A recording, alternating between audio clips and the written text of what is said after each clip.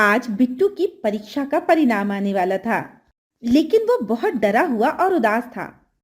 उसके पिताजी ने कहा था कि अगर उसके इस बार भी अच्छे नंबर नहीं आए तो उसे दादी के पास गांव की पाठशाला में भेज देंगे।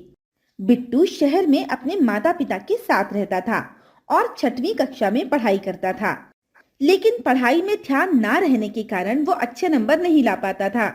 इस बार भी ऐसा ही हुआ और उसके पिताजी ने उसे दादी के पास भेज दिया।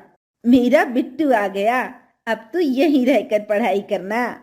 लेकिन दादी, गांव में क्या पढ़ाई होती होगी? यहाँ तो बच्चे भी स्कूल नहीं जाते होंगे। ऐसी बात नहीं है बेटा, तेरे पिताजी भी यहीं के विद्यालय में पढ़कर सरकारी अफसर हुए थे। तू भी यहाँ खूब मन लगाकर पढ़ाई करना और अच्छे नंबर से पास होकर आगे बढ़ना। बिट्टू की दादी हनुमान जी की बहुत बड़ी भक्त थी। उनके साथ रहने की वजह से अब बिट्टू भी हनुमान जी की भक्ति करने लगा था। दिन बीतते गए और बिट्टू की परीक्षा का परिणाम आया। ये क्या बिट्टू, यहाँ तो मास्टर जी कितने अच्छे से पढ़ाते हैं और तुम हो कि अच्छे नंबर नहीं ला पाए। अगले साल तक का समय और देता हूँ तुम्हें, नहीं तो अगले साल तुम्हें हॉस्टल भेज दूंगा। नहीं पापा, मैं खूब मेहनत करूंगा।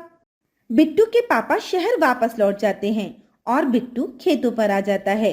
उसके खेत में पेड़ के नीचे हनुमान जी की एक मूर्ति रखी हुई थी, जिसकी देखभाल बिट्टू ही करता था। वो मूर्ति साफ करते हुए कह रहा था, हनुमान जी, आपने तो खुद देखा है कि यहाँ मास्टर जी क्लास में सोते रहते हैं। जब वो पढ़ाते ही नहीं है तो मैं अच्छे नंबर कैसे लाऊं? क्या हुआ बिट्टू, क्यों परेशान हो? बिट्टू पलट कर देखता है तो उसके पीछे एक बहुत ही सुंदर लड़का खड़ा हुआ था, जो उसे देखकर मुस्कुरा रहा था। आप कौन है? मैं तुम्हारे घर के बगल में ही रहता हूँ। तुम्हारी दादी जानती है मुझे। मेरा नाम हनु है। अच्छा, हनु भैया, वो मैं इस बार भी अच्छे नंबर नहीं ला पाया। मुझे पढ़ाई में कुछ भी समझ में नहीं आता। मैं क्या करूं? बस इतनी सी बात, मैं हूं ना, मैं तुम्हें सब सिखा दूंगा। क्या सच में? हाँ, राम जी की कृपा से तुम सब सीख जाओगे। कल से यहीं अपनी किताबें ले आना, मैं तुम्हें पढ़ा दिया करूंगा। ठीक है भैया। अगले दिन से बिट्टू खेतों पर हनु भैया से पढ़ने लगा। उसे हनु भैया की एक एक बात समझ आ जाती थी। ये इतना सरल होगा मुझे तो लगा ही नहीं था। मैंने कहा था ना, राम जी की कृपा से सब आ जाता है। अब बिट्टू रोज हनु भैया से पढ़ने लगा और उसकी परीक्षाओं का भी समय आ गया। इस बार उसने परीक्षा बहुत अच्छे से दी और बहुत अच्छे अंकों से पास हुआ। उसकी दादी उसके लिए हलवा बना रही थी।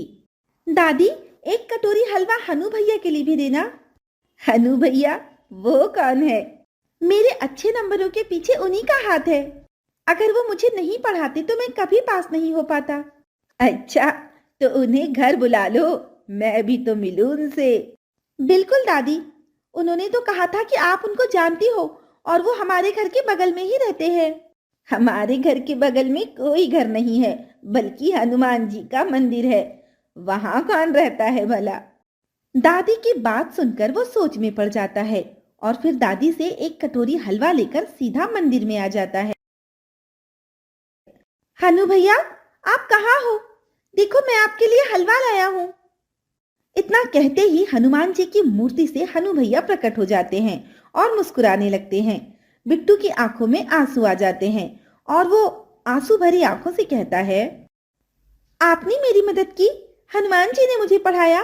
ये लीजिए, मैं आपके लिए हलवा लाया हूँ। बिट्टू, तुम सच्चे बच्चे हो और पढ़ाई में बहुत मेहनत भी करते हो। आगे से तुम्हें कोई समस्या हो तो बेझिझक मुझे बुला लेना, मैं हमेशा ही तुम्हारा हनु भैया रहूंगा।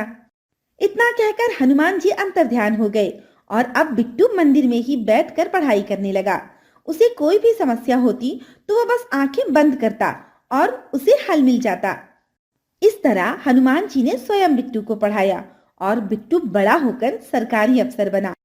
उसने गांव के स्कूल में अच्छे मास्टर जी को रखा और गांव के बच्चों के लिए खुद का कोचिंग सेंटर भी खोला, जिसका नाम उसने रखा हनुमान जी की पाठशाला।